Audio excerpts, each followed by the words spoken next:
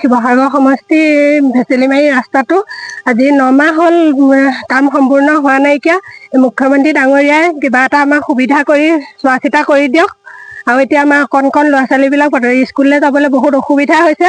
বোকা ৰাস্তা পুৰা জোতা মোজা পিন্ধি যাব নোৱাৰে, বেমাৰী আছে, বহুত অসুবিধা হৈছে। তেওঁ আমাৰ ৰাস্তাটো বিধায়ক মহোদয়ো কিবা সেইবোৰ চোৱা চিতা কৰি পেলাই আমাক সুবিধা কৰি দিয়ে যেন। ইলেকশ্যনো পাইছেহি যেতিয়া আমাৰ এতিয়া মানুহবিলাকে অহা যোৱা কৰিবলৈকে বহুত অসুবিধা হৈছে। একমাত্ৰ পথ আমাৰ ভেচেলিমাৰী এইটোৱেই। মুখ্যমন্ত্ৰী ডাঙৰীয়াই আমাক কিবা এটা সুবিধা সোনকালে কৰি দিয়ে যেন। আজি শিৱসাগৰ সমষ্টিৰ ডিমৌ উন্নয়ন খণ্ডৰ অন্তৰ্গত লোক নিৰ্মাণ আয়োগৰ অধীনত এই ভেচেলিমাৰীৰ একমাত্ৰ যাতায়াতী পথ এইটো আজি 24 চনৰ জুন মাহৰ 21 তাৰিখেই আধাখিলা কৰা হ'ল। কি কাৰণত আজি পৰ্যন্ত হৈ উঠা নাই তাক নাজানো। ঠিকাদাৰৰ মৰ্মতলিৰ কাৰণেই হওক বা বিভাগীয় কৰ্তৃপক্ষৰ দুৰ্বলতাৰ কাৰণেই হওক, কি কাৰণে হৈছে আজি বাৰম্বাৰ আমাৰ ৰাইজে গৈ আজি বিভাগীয় কৰ্তৃপক্ষক কাগজ দিছে, ঠিকাদাৰক লগ ধৰিছে। তেওঁলোকে আদ্য পৰিণিত ৰাস্তাটো সম্পৰ্কত একো ব্যৱস্থা লোৱা আমি দেখা নাই। গতিকে আজি চাওক আপোনালোকে, আজি আমাৰ ইয়াত দুবাৰ জাগল পাতি গৈছে। দুইবাৰ জাগলতে আমাৰ সকলোবিলাক স্কুলীয়া ল'ৰা ছোৱালী, কলেজৰ ল'ৰা ছোৱালী পৰীক্ষা চলি আছে আৰু বেমাৰী কেইবাজনো আছে আমাৰ গাঁৱত পৰি থকা।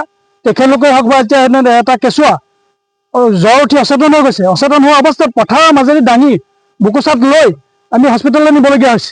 মুমূৰ্ষু অৱস্থাত মানুহক যদি এনেকৈ নিবলগীয়া হয়, এই মানুহৰ চৰকাৰৰ প্ৰতি হওক বা কাৰোবাৰ প্ৰতি ক'ত আস্থা থাকিব?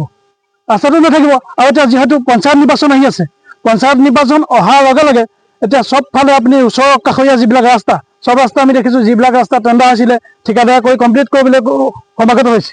কিন্তু আমাৰ ভেচেলিমাৰী পথটো এইভাগে এৰাৰ কাৰণ কি আমি নাজানো। কিন্তু এটা কথা ঠিক যে আমাৰ ভেচেলিমাৰী সমূহ ৰাইজ যে একত্ৰিত হৈছে, আজি সকলোৱে এই পঞ্চায়ত নিৰ্বাচন বৰ্জন কৰিবৰ কাৰণে সকলোৱে হুংকাৰ দিছে।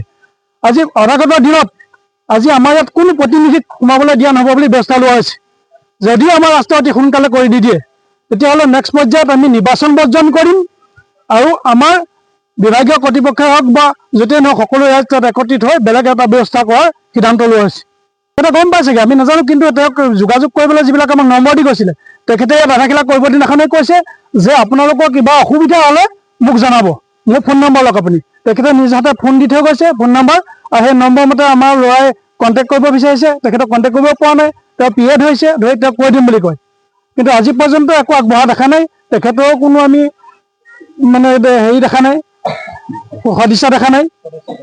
কেতিয়া কৈছিলে, কোনে কৈছিলে? আধাখিলা অখিল গগৈদেৱে কৈছে যে 21 জুনত কৈছে, 24 চনৰ। আজি এবছৰ হ'ব। এতিয়া বাৰিষা আহি আছে, বাৰিষা অহাৰ লগে লগে আমাৰ একমাত্ৰ পথ ভেচেলিমাৰী এটাই, সকলোৱে জানে।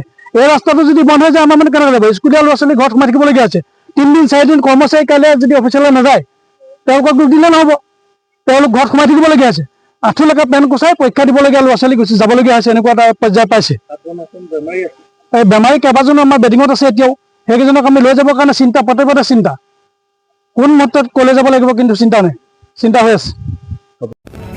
Reporter live.